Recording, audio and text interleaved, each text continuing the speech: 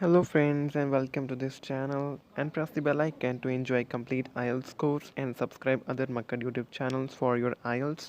Check your listening band score at the end from this chart. You will hear a number of different recordings and you will have to answer questions on what you hear.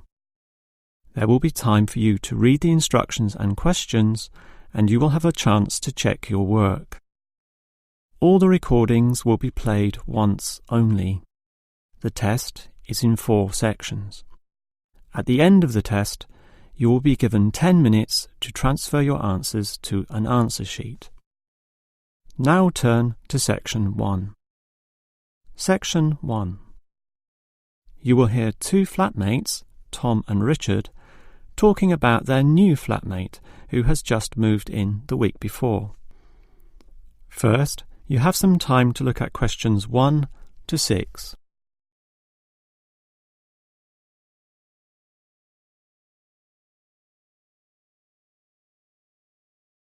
You will see that there is an example that has been done for you.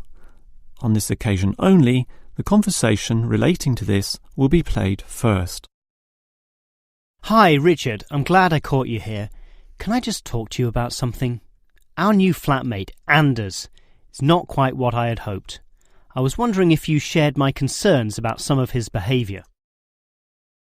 The new tenant's name is Anders, so Anders has been written in the space. Now we shall begin. You should answer the questions as you listen, because you will not hear the recording a second time. Now listen carefully and answer questions 1 to 6. Hi, Richard. I'm glad I caught you here. Can I just talk to you about something? Our new flatmate, Anders, is not quite what I had hoped. I was wondering if you shared my concerns about some of his behaviour. Yes, Tom, I know what you mean, but we can't be entirely negative. He has good points. I mean, at least he's quiet. He doesn't play loud music all night or bother others or turn his TV up, disturbing everyone. Sure, he's quiet, but remember our last flatmate? He'd say hi to you and smile and treat everyone politely. In comparison, this new guy is very impolite. He just grunts in reply and sometimes ignores me altogether. I guess that's just his way. You know, just his character. I don't think he realises he's being impolite, and it shouldn't matter to us too much. We can just ignore him too and quietly live our own lives. But his friends are hard to ignore when they visit. I know what you mean, but how often does that happen? I rarely see them, maybe once or twice a month.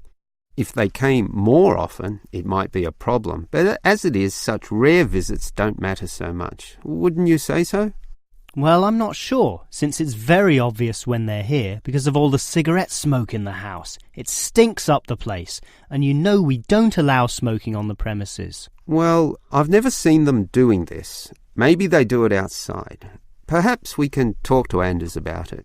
Always remember, though, in one respect, he's a good tenant, and it's the most important aspect.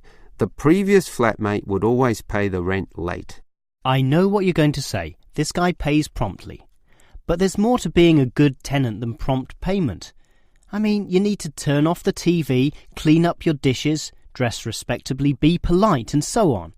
I guess what I'm saying is that basically you need to cooperate with the others, and this new guy fails significantly in this respect. Okay, I suppose you have a point there. Before you hear the rest of the conversation, you have some time to look at questions 7 to 10.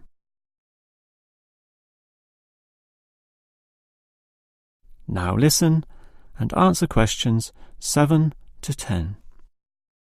I tell you what, Tom, why don't we talk to our new flatmate, Anders, about these issues?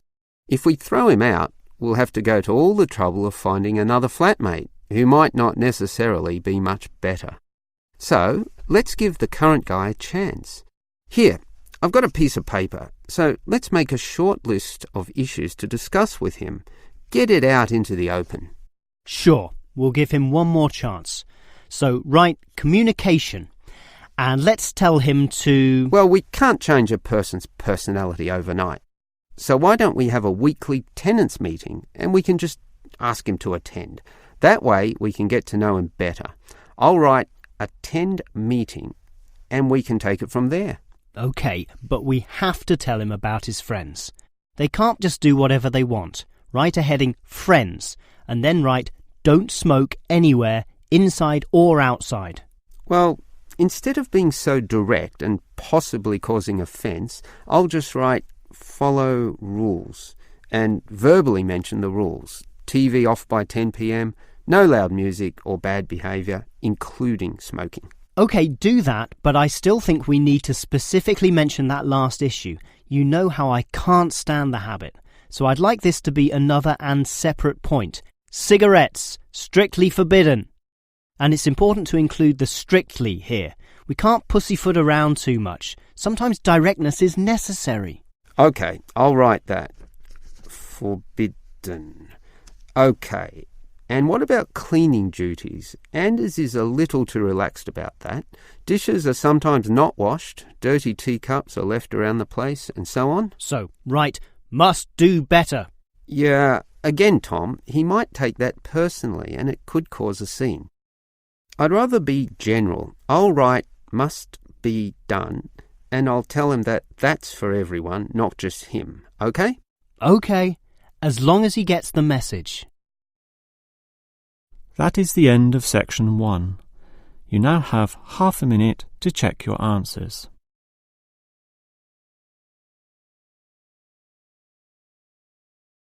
Now turn to section 2. Section 2. You will hear a first aid officer talking to a group of factory workers about emergency first aid. First, you have some time to look at questions 11 to 17.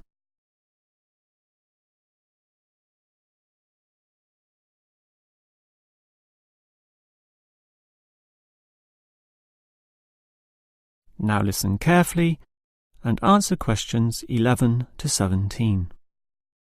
Hello everyone. Now you know why I'm here. You all work in a factory, and in this environment there always remains a significant possibility of accidents happening, in which case first aid will be necessary. What is first aid? It is the provision of emergency on-site care when an injury occurs, and it is essential for everyone to know, if only simply, the steps which must be followed. There are of course minor injuries which may happen, not needing further medical care beyond the intervention of the first aider, but you can never be sure. Thus, the following steps must always be followed. These can be abbreviated to the words Dr. ABC. In other words, DRABC. The D stands for danger, and that's the first issue to keep in mind. When an accident happens, immediately ascertain that the environment is safe. That, for example, nothing else will fall or break or cause accidents. If you, the first aider, are also injured, the problem is even worse. The R stands for respond. You must then ascertain the best response. Once all the danger has been eliminated and the distress calls sent out, the appropriate action is, obviously, to help the injured party. All right, that leads to A, which stands for airway. In order to stay alive, all people need to have an open airway to allow breathing. A conscious person will automatically clear their own airway. But if unconscious, this may not happen. The brain is stopped or hindered from properly directing the body, and, obviously, in the worst case, death can result. For this reason, the injured person is normally put into the recovery position. Placed on the side, tilting the head back and ensuring that there are no blockages in the mouth. To free any such blockages, the back can be slapped or the chest compressed, allowing anything to be spat out. Now that the airway is free, check for B, or breathing.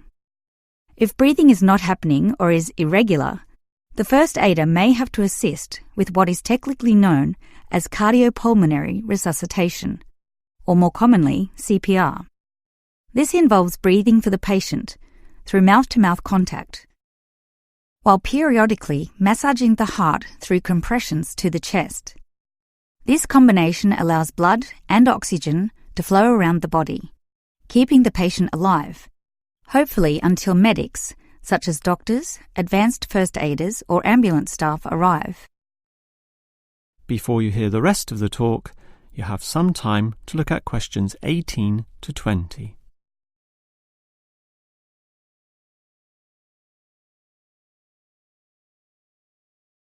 Now listen and answer questions 18 to 20. Now, it's certainly good to have knowledge of emergency first aid, but, obviously, the best situation is simply not to have accidents occur in the first place. For that, you need to be aware of safety issues, but just saying be aware does not usually achieve much. It is more important to have an appointed person whose job is to ensure awareness and work safety. Safety inspections would obviously be part of their job, whereby they can make sure, for example, that the first aid boxes are fully equipped. Another idea is to put posters on the walls, but, interestingly, research has proven that these tend to be ignored, becoming just part of the wallpaper, seen but not put into practice.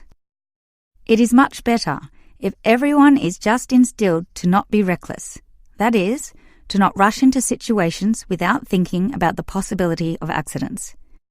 And instilling this mindset is part of the job of the safety officer. Some other suggestions are ongoing first aid training and no accident reward or star systems. These have had some success, but nothing beats a regular meeting, say once a month, in which the subject of safety is brought to the attention of everyone, and any outstanding issues related to this are thoroughly discussed.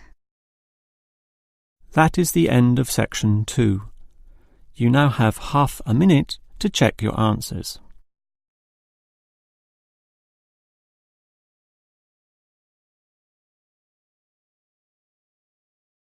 Now turn to section 3. Section 3. You will hear two students, Frank and Nicole, discussing their research on university waste. First, you have some time to look at questions 21 to 25.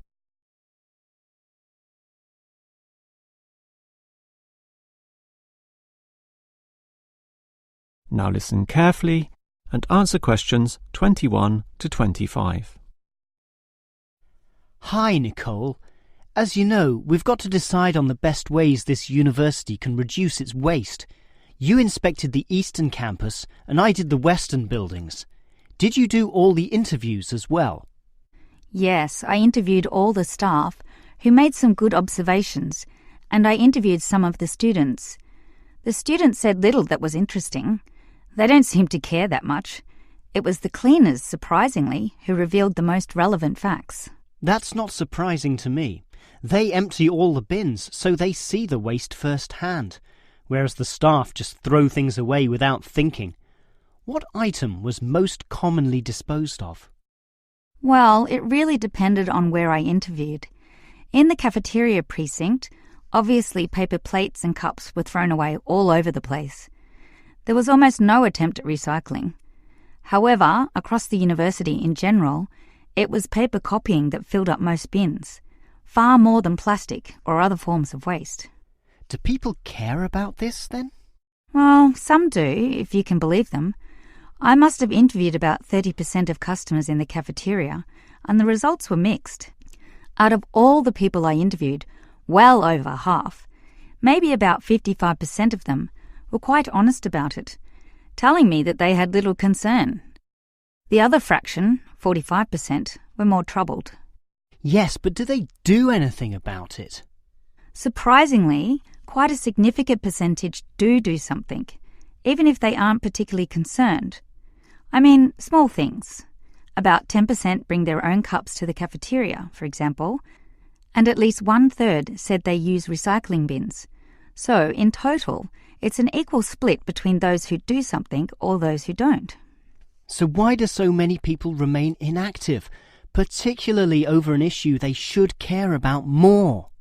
I think they do care, and many of them are prepared to do something. Obviously, there's an element of laziness, but I'd say that it's relatively small. If they knew what to do, and if stringent systems existed, or if the importance of this was made clearer to them, I'm sure you'd see a much larger percentage of people actively working towards helping our environment. Well, there's cause for optimism at least. Before you hear the rest of the conversation, you have some time to look at questions 26 to 30.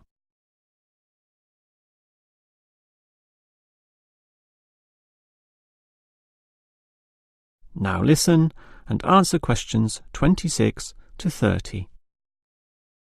Clearly then, there's a significant waste of paper here at this university, so I've worked out one practical suggestion which could help reduce it, specifically the waste from the excess photocopying.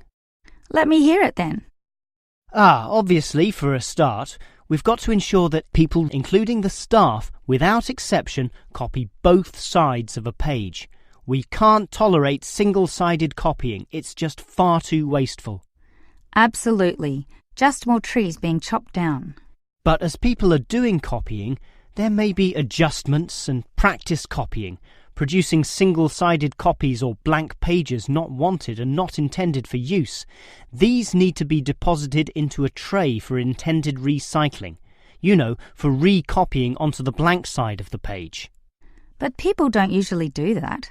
I'm afraid it's just human nature. No matter how unimportant the copying is, they prefer to use fresh paper. Yeah, I agree with you, which is why you need to display these papers right in front of everyone with a clear sign, "Please reuse," to make it easy for them to do so. They still won't do it. I know. That's why you take some of these papers and regularly stack them inside the copier in a special tray once a day, say in the morning. Well, that's getting better, making it easier for them to use the paper. But still, I'm afraid many won't.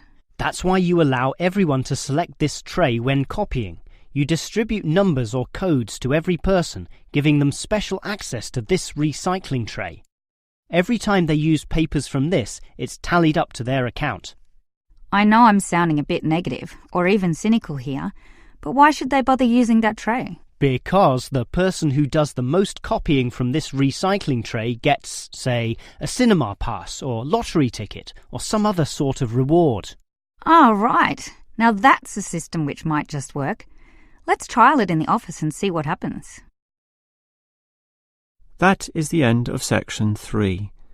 You now have half a minute to check your answers.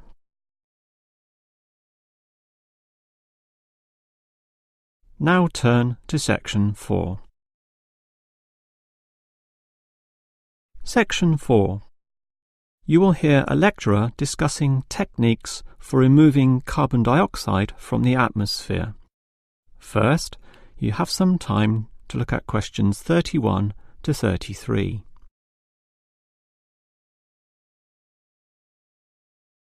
Now listen carefully and answer questions 31 to 33. We all know about the role of carbon dioxide in causing global warming. Obviously, society needs to reduce the release of carbon dioxide, otherwise known as CO2. This gas comes from the burning of fossil fuels, such as coal and oil, and it is virtually impossible for society to prevent or even limit such activity. Our need for energy and power is just too great.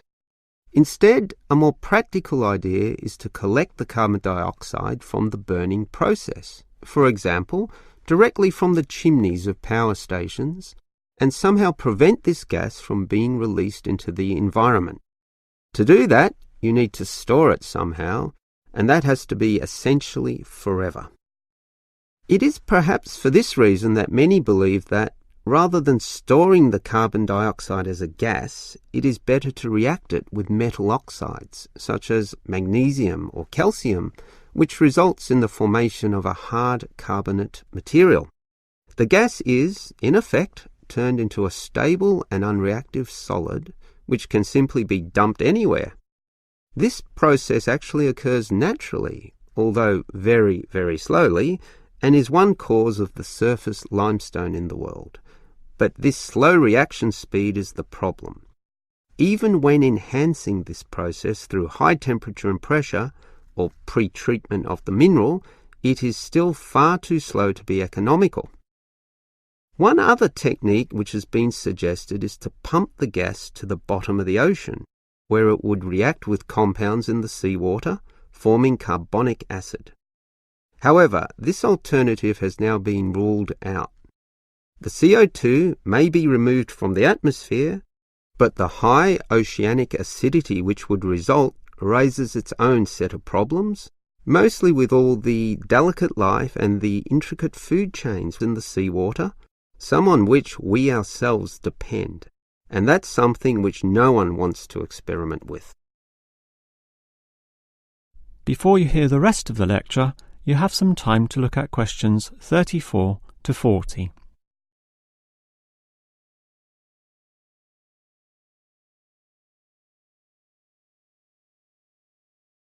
Now listen and answer questions 34 to 40. Perhaps because of the lack of alternatives, the most commonly discussed solution to the problem of disposing of carbon dioxide is to pump the gas underground, a technique known as geosequestration. In this system, the CO2, for example, could be pumped into underground pockets within depleted oil wells or disused coal tunnels. This carries, however, 3 serious disadvantages. Namely, the risk of leaks, the considerable costs involved, and finally, the unproven effectiveness. Let us look at those 3 disadvantages in detail. Firstly, there is the risk of leaks. Although the gas would be deep and sealed over by masses of rock and earth, the huge pressures in these spaces would turn the gas into a liquid state, capable of moving through rock fissures or faults. This could allow the gas to eventually be released to the surface. Since CO2 is heavier than air, and thus pushes oxygen aside, such leaks could result in the suffocation of thousands or tens of thousands of people, certainly not a consequence to be taken lightly. Natural CO2 leakage from volcanic buildup has already witnessed such deadly events. The other problem of geosequestration is the cost. The time and effort spent on materials and construction, primarily the pipe work through which the gas would travel, does not come cheaply. So, if this system were to be implemented in, say, coal-fired power plants, the extra cost would have to be paid by the electricity user, whose bills would almost double as a consequence. Few people are prepared to pay this much simply to make a small dent on the effects of global warming.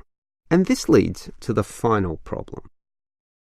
The most basic question is whether geosequestration actually reduces global warming. The problem here is that the energy needed to create and drive the sequestration process would require approximately 1/4 of a coal-fired electricity plant's output. In other words, the plant would have to burn 1/4 more of its coal just to account for the sequestration of the carbon dioxide. And with coal producing other noxious pollutants, such as sulfur, ash, and heavy metals, the environment is hardly benefited at all. Nevertheless, there are many active experimental efforts underway, primarily in oil production sites. These are small, but intensively monitored and analysed. All we can say now is that the jury is still out on whether underground carbon storage will one day be feasible. That is the end of section 4. You now have half a minute to check your answers.